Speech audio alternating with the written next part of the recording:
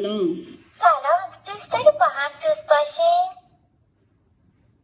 امروز خوشحالی؟ از اینکه تو رو میبینم خیلی خوشحالم. یه داستان تعریف کن. عجیبه، این آهنگ برام آشناست. بذار فکر کنم. یه داستان تعریف کن. بیا بشین تا برای تو یه داستان تعریف کنم. الاغ و امید. کشاورزی الاغ پیری داشت که یک روز اتفاقی به درون یک چاه بدون آب افتاد. کشاورز هرچه سعی کرد نتونست الاغ رو از درون چاه بیرون بیاره. یه شعر بخون. باشه، الان من برای تو یه شعر میخونم.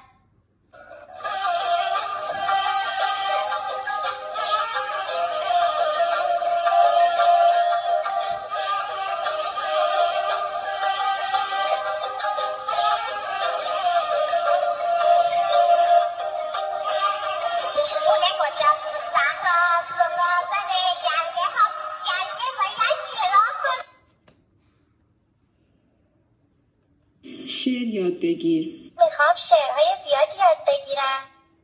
سلام. سلام به جنگل سبز، به آسمون آبی، به غنچه های خندان، به روز آفتابی. سلام به هر دل پاک، به هر دل پر امید.